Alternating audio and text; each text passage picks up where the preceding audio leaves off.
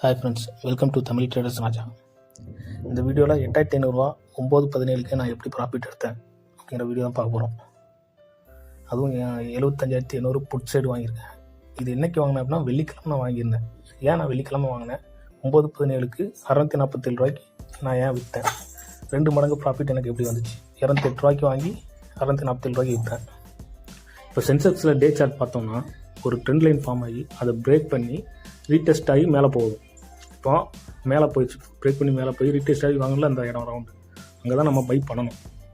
Okay, ஆனால் இன்னும் நமக்கு அங்கே போகலை. இது டே. இப்போ 1 minute சார்ட் எடுத்து பார்த்தோம் அப்படின்னா இப்போ ஒரு ட்ரெண்ட் லைன் வந்து முந்தின நாளுக்கு ஃபார்ம் ஆகிருக்கும். லெஃப்ட் சைட்லேருந்து ரைட் சைடு வரும்போது ஒரு ட்ரெண்ட் லைன் ஃபார்ம் ஆகிருக்கும். அதை பிரேக் பண்ணி ரீடெஸ்ட் ஆகிருச்சு. ரீடெஸ்ட் ஆகி கீழே இறங்க வாய்ப்பு இருக்குது.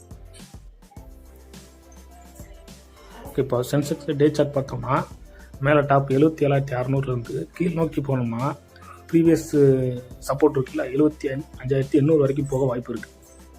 இது நேற்று நான் கணிச்சது 75,800 வரைக்கும் போக வாய்ப்பு இருக்குது.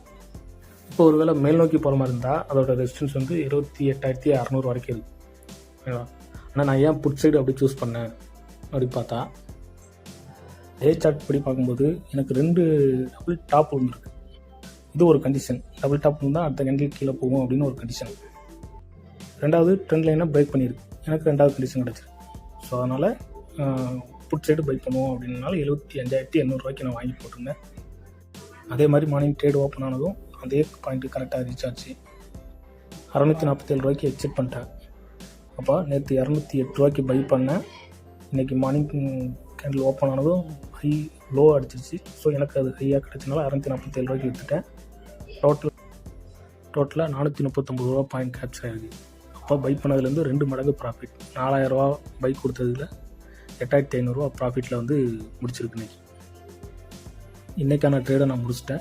நாளைக்கு தான் பார்க்கணும்.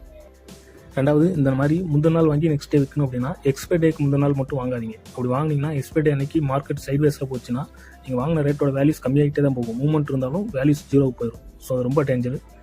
கம்மியான அமௌண்ட்டுக்கு எக்ஸ்பைரி டே இல்லாத நாள் பார்த்து கம்மியான அமௌண்ட்டுக்கு பை சைடு புட் சைடு ஒன்று வாங்கி போட்டுருவாங்க.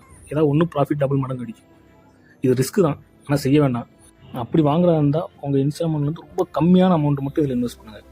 உங்களுக்கு இந்த வீடியோ பிடிச்சிருந்துச்சுன்னா லைக் பண்ணுங்கள், ஷேர் பண்ணுங்கள், சப்ஸ்கிரைப் பண்ணுங்கள், உங்கள் ஃப்ரெண்ட்ஸுக்கு ஷேர் பண்ணுங்கள். ஏதாவது டவுட் இருந்தாலும் கேளுங்கள். தேங்க்ஸ் ஃபார் வாட்சிங். நெக்ஸ்ட் வீடியோவில் சந்திப்போம்.